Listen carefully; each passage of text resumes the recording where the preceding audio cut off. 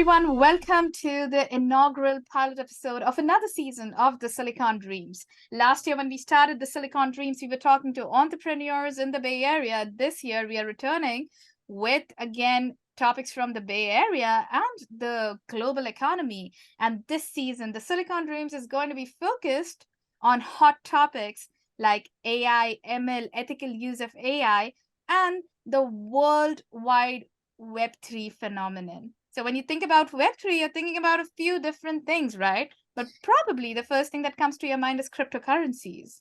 However, the world of Web3 goes way beyond just cryptocurrencies, and that's what we are going to be focusing on as we talk about the various aspects of Web3. Every other week, we are going to be focusing on Web3. So the topics would keep alternating between AI, ML, and Web3. Now, once again, I am Soniya Ahuja. I am your show host, continuing the love from our last season of the Silicon Dreams. This season of the Silicon Dreams is being brought to you by Orbis 86. I am the founder of Orbis 86, and Orbis 86 is a platform that is focused on onboarding people to the world of Web3 through arts, entertainment, and education.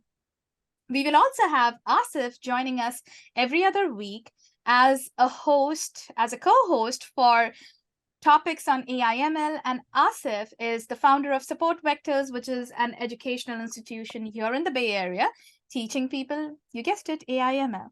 So this week's pilot episode, we actually have two pilots. So this first pilot episode is going to be focused on Web3, and it will basically set out the tone for the next few weeks on which topics we are going to be covering when it comes to Web3. Similarly, when you tune in to the Silicon Dreams next week on Radio Zindagi, we will talk about AI/ML, and that pilot episode would help us set the tone for what topics we are going to be covering in this season of the Silicon Dreams when it comes to AI and ML. Today, joining me for the Silicon Dreams on this amazing episode on the world of Web3, we have Devin and Phillip. And I am so honored to have these guests with me in the studio. They have been working in the Web3 space for a few years now. And I cannot wait to go and introduce them to all of you. So, Devin, why don't we start with you? Tell a little bit about who you are. What are you doing in this wild west of Web3 world, and just give a short introduction to our audience here. Hey, thank you for having us, Sonia. Hello, everyone. My name is Devin. I've been in the blockchain space for a few years, like Sonia said, and slowly made my way into Web3 as well. Currently, I lead finance and supply chain transformation initiatives in higher education. And I am a co-founder for a couple different Web3 projects. One is trying to help onboard people through Web3 education and art. And the other is trying to put a hut on the moon. More to come about that. Thanks.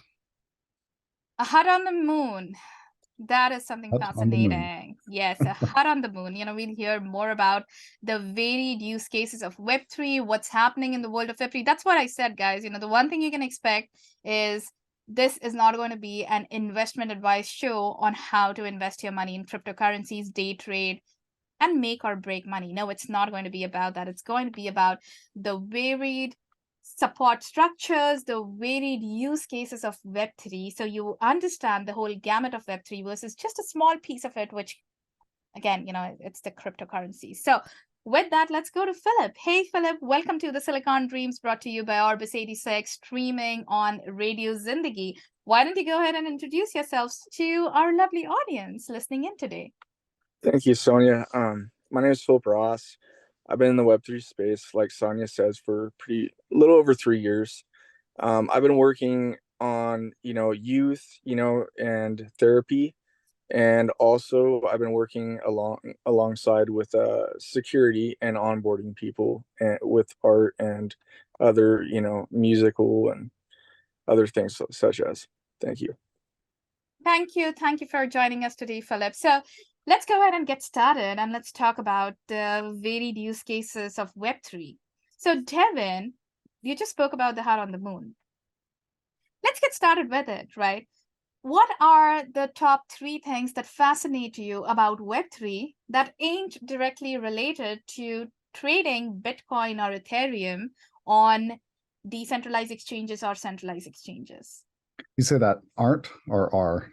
that aren't related to Are not. just a Okay. cryptocurrency or just a cryptocurrency trading in general, because I feel like everyone across the globe knows that you have something called cryptocurrencies and they could be traded. But we want to introduce people to the world beyond that as well. So maybe, why don't we start with top 2 use cases? Yeah, I mean, a lot of the background and really one of the easiest ways to onboard folks is through exposure and just buying some crypto. And that really is one of the gateways, because the first and primary use case of most blockchain projects is a transfer of value. So Bitcoin was the first, and we have many, many more, digital assets or currencies out there. But really one of the primary use cases is that transfer of value. Secondary with going into Web3 might be digital ownership.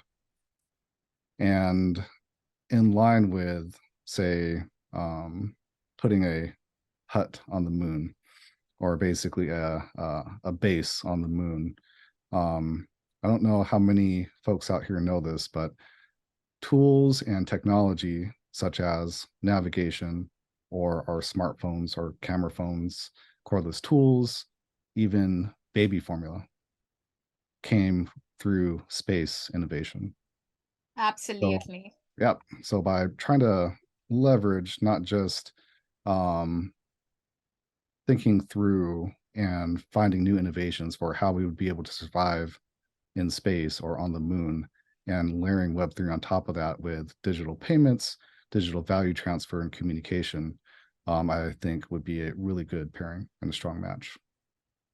So we are talking about 2 use cases here, right? Like, how do you use decentralization as a base for creating an infra or creating a system in which value can be transferred?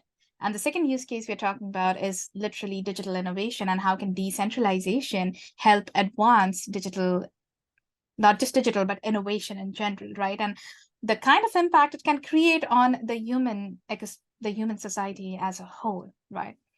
In lines with that, let's talk about Bitcoin. Bitcoin came out in 2008 was when the white paper was published.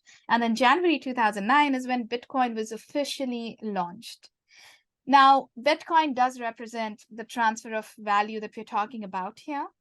However, Bitcoin was specifically created to create a decentralized ecosystem where each one of us, each human being on the face of Earth, could technically be their own banks. So when it comes to the idea of being your own bank, I would love to hear from you, Devin. In layman's terms, how would you explain this phenomenon of being your own bank to a layman? Let me do my best here. Sonny, you might be better at that than me with explaining it in simple terms. But the way I think about that is like becoming unbanked is you essentially have your private keys or essentially a fancy password that controls the funds that you might hold on a network. So you can think of like a traditional bank account as a spreadsheet with everybody's name and numbers associated to them. A blockchain or a distributed ledger is similar to, say, a ledger where you might have, say, 1,000 different computers across the world storing pieces of that information, where you would be the only one that would be able to access it, and essentially are in full control of your funds to send and receive. The one caveat I have with being your own bank is it does take a tremendous amount of responsibility. And I don't know about everyone else, but I am not always comfortable with that level of responsibility. So I do like to operate through some centralized means. But at the same time, having the freedom to opt out at any point in time through any of the mainstream blockchain projects, gives me a little bit of a reassurance or peace of mind, where if I wanted to opt out through a centralized means to access my accounts, I can. But otherwise, going through some of those centralized, I would say, organizations makes it easier as far as having a really nice user interface to interact with. That is right. So when we're talking about centralized organizations here, we're referring to entities like Coinbase, Binance. If you guys don't know what they are normally referred to as centralized exchanges, because when you're dealing with these exchanges, they are like custodians. So centralized exchanges in the Web3 world are like banks. When you go and deposit your money into the bank, you're essentially handing over the control of your money to the banks, and your trust is important. So you're trusting that the bank, as a custodian, will take care of your funds. And when you need access to the funds, you will be able to get access to the funds. However, the banks need to keep circulating those funds, and they need to invest further so they can make money. And that is where all of these crazy phenomenon that we look at, like bank runs, they come into play, because banks are traditionally not liquid. So when you go and invest all your money into a bank, or you deposit your money into a bank, the bank doesn't just take that money and save it in their vault. They will either go and get some treasury bills or treasury notes, and there are varying periods when you're investing with treasury. So you will be investing anywhere from 1 year to 10 years, or in chunks of time periods which are anywhere between 4 weeks to a whole year. But the banks are not necessarily liquid when you are trying to go and withdraw your money from the bank, right? And they also, it's not just the treasury that they invest in. They also invest by lending out the money, which is why in 2008, we had Lehman Brothers plus the entire housing market really collapse. Well, Lehman Brothers collapsed. The Lehman Brothers collapse, guys, was the biggest collapse that we have seen in the history of humankind at this point. They filed for 650 plus $billion of bankruptcy, which adjusted for today's inflation is close to 3/4 of $1 trillion, in fact. And when they did that, it also crashed the entire housing market. And if I'm not wrong, about $13 trillion of value was wiped out from the US housing market. That was how big the impact was. However, why did Lehman Brothers crash? They had all this money that people had deposited in Lehman Brothers, and they made some bad moves with it. So they were investing in subprime mortgages, and we're not going to go into all of that in details. But essentially, when they took money from people, the investments that they made, those went bad. That money could not be recovered, and then we saw the ripple effect. We saw all those dominoes topple over. Now, with decentralized banking, what happens is you are creating a network across the entire globe that acts as a distributed ledger, just what Devin said. What is a ledger? A ledger is essentially just your accounting book. A decentralized ledger is a copy of this accounting book across multiple nodes globally. So first of all, you have access to this bank, your decentralized bank, 24/7. As long as there is at least one node running somewhere in the world, you have access to your banking system. Secondly, when you put your money in a ledger, on a decentralized ledger, especially that when you're putting it on chain, the one thing you need to understand is that form of currency is always just digital. So that's why cryptocurrencies are all digital. You don't really have paper currencies in crypto, because the way all of this is managed is it's a digital store of value. And then everybody can see your transactions. At this point, your transactions are very open, but people might not know your identity. However, they can see how you're transacting. And then, as Devin said, this is like, you could think about being your own bank, like you're carrying your own locker with your funds in it with you, and then you have a key.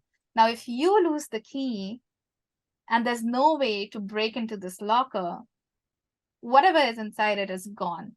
So that's why with great power comes great responsibility. And that's what we were referring to, that, hey, if you're going to be your own bank, yes, you have to be comfortable with it, because also as of today's date, you don't have FDIC ensuring any of the funds that you put on chain. This is, however, a great savior for countries in Africa or in other places of the world that do not have established banking systems. Globally, we have over 1.8 billion people, guys, who are unbanked. The world's population is 8 billion, and 25% of those people are unbanked because the banks don't deem them worthy clients. So, how are these guys supposed to jump on the internet or supposed to sell services globally when they have no ways of accepting money from the global ecosystem? And some of these transactions, in fact, decentralization and decentralized finance can enable all of these people too. But there's a lot of empowerment that comes from decentralization, and decentralized finance is just one of those use cases. Now, since we are on this topic of, hey, if you are your own bank, it comes with a lot of responsibility. Philip, you've spent your time in cybersecurity, right? Can you quote maybe 2 or 3 instances of how people might lose their money if they are not careful when they start working on decentralized systems? Signature attack, wallet drainer, and I'll simplify these. Okay, so let's just say a message comes in on your phone and it comes with a link. It'll say, hey there, and then it has like a link to click on. Of course, you're not going to think none of it sometimes. You might even be thinking it's coming from a friend. Well, you click on that, and all of a sudden, you just gave access, to your wallet. Now, this happens a lot, with transactions also, So when somebody connects their wallet to OpenSea, which is an exchange system, it's no different than, let's just say somebody lending somebody else money, but, all of a sudden somebody comes up and grabs the money out of somebody's hand. Well, this is what happens with a signature attack, is that basically somebody writes this code that says, hey, I'm going to take, like all this amount out of this wallet once this transaction is followed through. And that's how I kind of simplify, a signature or wallet drainer attack. So a signature attack, just great example, right? And if you are comparing to any of the scams we all have experienced over the past so many years, a phishing scam could be a great example. So guys, if you might remember, and sometimes we still fall victims to these kind of phishing scams and phishing attacks, and that is unfortunate. However, if you remember, with the email came a slew of spam mails landing in your inbox. And sometimes those emails would look like they're coming straight off from your banks. And if you were not careful and you would click on them, you would even get to a login page that literally looks like your bank's login page. And you enter your login credentials, and bam, bam, nothing happens. But the next thing you know, your bank account is all drained out.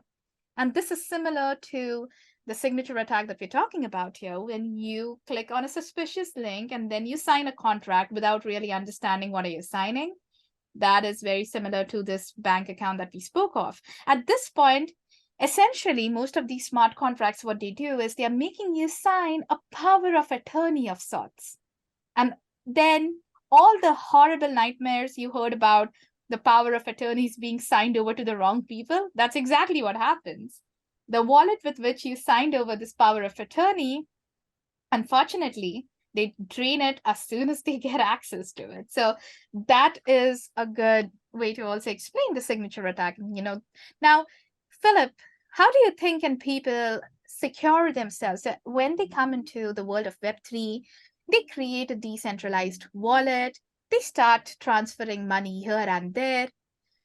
What could be 2 or 3 precautions that they should take to make sure that they are not falling victims to any of these scams and attacks that happen? Okay, I'll call this wallet hygiene. So I would say, once you're done with your transaction, like you make sure that you're disconnected from any site, any websites with your wallet. You make sure that, like you never have your words, your key phrase, as we've called them, which is your wallet keys. You make sure that they're never on a phone device. They're never in any notes, any password manager on your phone.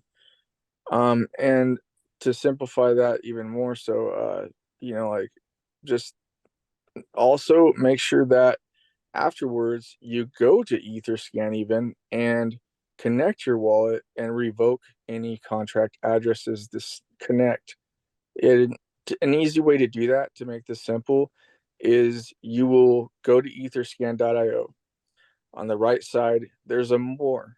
And when you So click on more, we shouldn't, I mean, we don't need to get into the exact specifics, but if I was to simplify the steps that you were talking about, right? Considering that people would come on Ether, because we also don't know where people are getting onboarded from. For all we know, people could get onboarded on Bitcoin, on Cardano, or on Ethereum, no matter what their steps are, which is the reason why I'm saying, we could spare some of the exact details. And we would also have a topic on security where we could go into those details. But guys, just to sum up what Philip was saying, right? When you're using your wallet, you are generally entering into a contract when you're signing something. The first thing I would say is just following through with what Philip said. If you don't know a website, maybe start with a net new wallet. Don't say that. This is where you'll hear the terms cold wallets and hot wallets often being thrown around, where hot wallets are the ones with bare minimum funds in them, and you use them to connect to all of these different sites and stuff that you're not exactly sure of. Now, even when you're sure of websites, like OpenSea is a very reputable marketplace on Ethereum and multiple chains. However, OpenSea has also been hacked. So it's always a good idea to use your hot wallet for transactions. And then your cold wallet is what you're not connecting to any websites, but you use your cold wallet to store the majority of your funds, tokens, NFTs, whatever you have bought on decentralized ecosystems. And then if you are connected to websites to perform some transactions, going back to what Philip said, most of your apps will provide you a way to disconnect from the websites after your transactions are done. And I agree with Philip, it is worth the extra mile of signing a transaction every time you're connecting to the website than just being lazy, leaving it as is, and tomorrow there could be a vulnerability that somebody detects in the smart contracts or the code being used by that website. And if you're still connected to the website, damn, you could lose all of your money there, right? That could happen. Now that we've shed some light on security, like, again, as Devin said, when you are your own bank, it does come with power, but it also comes with a huge sense of responsibility. You really have to be careful with what you're doing. Now that we have covered some of that security aspects, the one thing I would like to ask you, Devin, is there a certain project, a certain enterprise that you have seen building out on Web3 that has a use case which just connects the real world to digital assets? And you did speak about, transfer of value and digital innovation. However, when not a lot of people can relate directly to the moon, right? Like the things that happen in space, people don't really know about it. And I wouldn't be surprised if people did not know the fun fact that you mentioned, where even baby food was a byproduct of the research that was done in outer space. So if you talk about things on Terra, right, on planet Earth, not the Terra coin, Terra, yeah, huh? that would be Okay. bad. So on planet Earth, things that we can relate to, is there one particular use case in the recent years that you have seen that really jumps out at you to see it being realized on blockchain very easily versus in the traditional world, it would have just taken forever? Yeah, so I mean, just trying to go really basic, like when I think of onboarding people to just blockchain or Web3, I think of what would be the easiest way to learn. And the easiest way to learn how to use, whether you're on a centralized exchange or if you're adventurous enough to get like a MetaMask wallet or some other hot wallet, just buying a cryptocurrency and figuring out how to send and receive it to yourself. And that use case for me is still payments or cross-border payments, whatever you want to look at. That to me I'm is the primary use case. Because even with NFTs and all this other stuff, like NFTs are still sending value. Granted, there is the art behind it, but that art costs somebody, time and effort in order to create. And if you're transferring art or selling art or exchanging it, to me, that's still value. So transferring value across the say, the internet. Let's talk about one particular use case that you just Yeah. mentioned here, right? Cross-border payments. That is a big use case. And so Mhm. many people don't know how tedious it is to send money overseas. Yeah. Do you want to touch Well, upon that? Like, I mean, how is that expedited through the use of blockchain? well, let's look at some of the more recent like retail, like bank friendly payment, transfer Like Swift transfers. applications. So there's Venmo, PayPal's been around for a long time. They still have, a few dozen different touch points on the back end between like if I was to send money from myself to either of you guys. And on top of that, there are still the potential fees. If the bank doesn't already have a deal, then you're paying 1 to 3% on top of that. Even But 5% or 7% yep, for international payments. yeah, it's very inefficient. They're still just tracking it all on a paper account somewhere as well. Where blockchain, it's on that distributed ledger, globally distributed. And if I wanted to send value to either of you, I know that it's going peer to peer and it's not going through any intermediary unless I'm going through a centralized exchange. Absolutely. So most of the times when you're sending money internationally, the settlement periods themselves are a couple of business days. Now, we have had some quicker international payment options. Sometimes with Western Union, you can send cash from here and somebody can receive cash within a couple of hours. There would be fees associated with it. The fees are generally pretty high. But if Yep. you just look at bank transfers, most of the times with wire transfers, you're paying anywhere between $25 to $40 to send money. Now, $40 in a country like Somalia is a lot of money.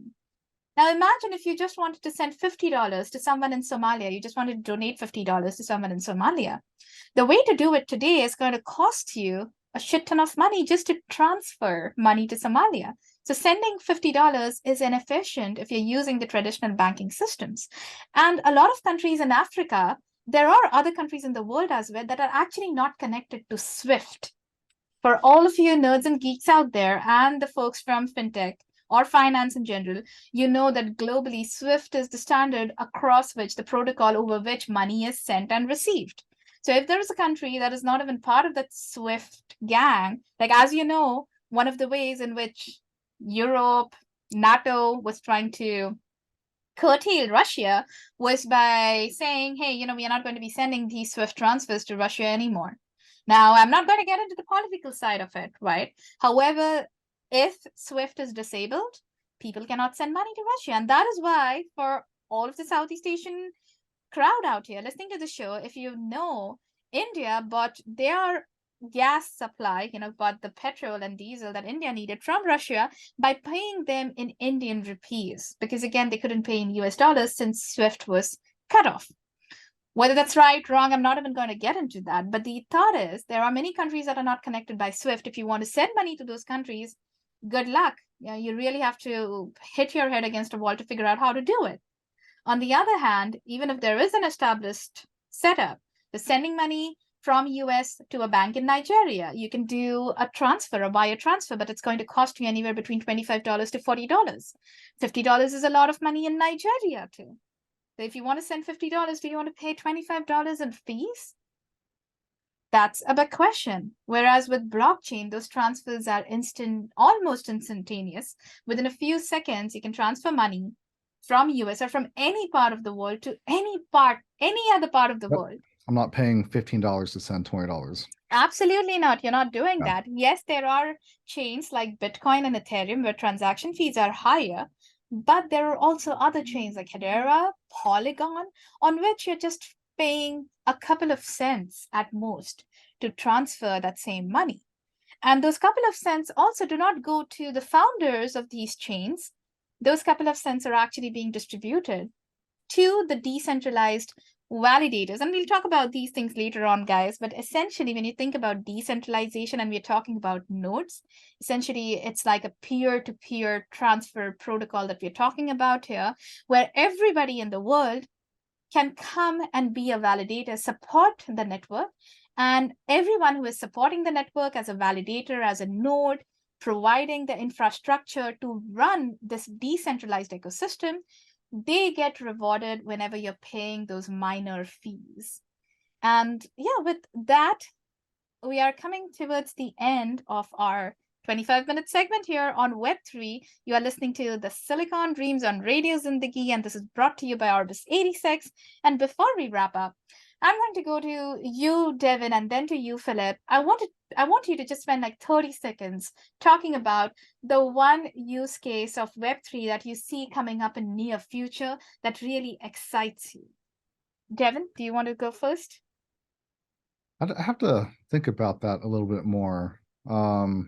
Let's go to Philip first. That's okay. Sorry for you. All right, Philip. Well, actually, I'll give you both of you, I'll give you time to think. Let me talk about one thing that excites me a lot. What excites me a lot is really this whole idea of decentralization itself. We spoke about decentralized finance where people could be their own banks, but there's a huge focus on even decentralized infrastructure. So guys, you know that Africa is the poorest continent. However, data access rates are the most expensive for the continent of Africa. Why? Because they have monopolistic internet service providers. And whenever you have a monopoly, there isn't a lot of competition and they can jack up the rates the way they want. With decentralized infrastructure, people with just computer setups with their mobile phones, these guys could form a network of decentralized internet service providers, for example. And the cost of accessing the internet becomes really cheap for the average Jane and the average Joe. And being able to build on these decentralized infrastructures that reduces cost of accessibility really excites me, because this means information can now be accessed by people without caring about the borders that they are confined by. So anyone in any part of the world can get access to this information, and they can get access to it really cheap. And whenever you have access to the right information, it opens the doors to a lot of opportunities. And with that, when you get access to opportunities, you are able to try to close that chasm of wage disparities, health disparities, the different demographic disparities that we see across regions. So that excites me a lot. I can't wait to look at more decentralized infrastructure use cases coming up. What about you, Philip? You touched on one of them, which was like, the internet, and, transactions, and the reason I say that I'm very excited about that was because, there was some skateboards that were donated to some people in Africa, and they were trying to, learn how to skate and have a great time. And the problem was that the transaction fees was just way too high for them to even send the skateboards. Luckily, because of friends, there was some trade that happened that helped that out. But with DeFi, that could happen so much faster. And so can innovation, and creativity. I think peer-to-peer creativity, will become so much faster with this AI and blockchain technology that it's just going to be skyrocketing soon. Absolutely. Absolutely. Philip, I think definitely AI, ML, blockchain are going to be great in pushing forward creativity, right? And innovation. What about you, Devin? What excites you? So it's hard for me because I think there are many things.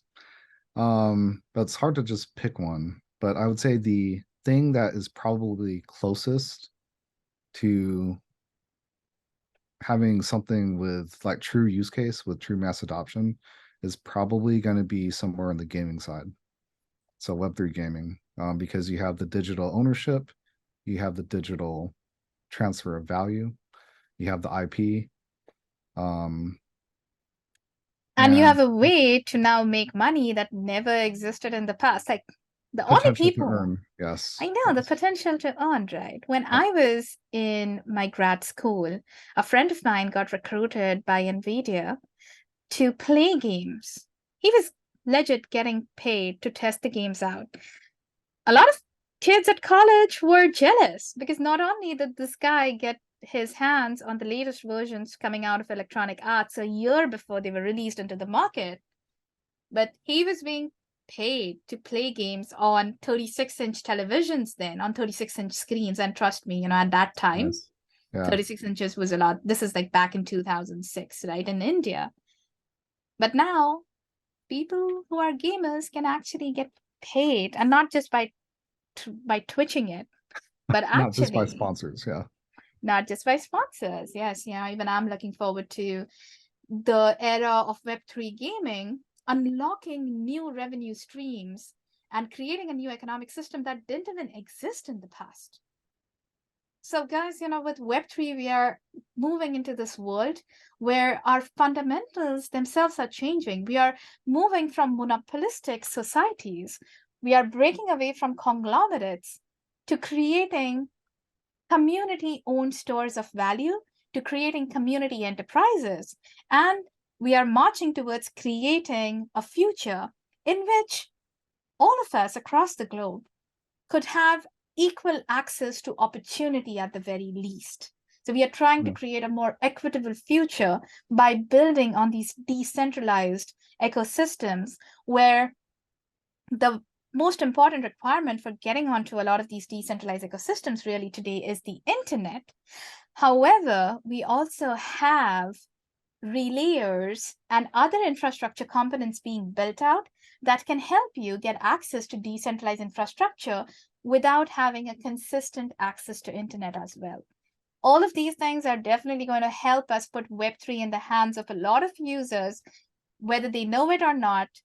10 years from now, every single one of us would be working with something that's built on Web3, just like 2 decades ago. People did not think internet was going to change the world, but here we are today.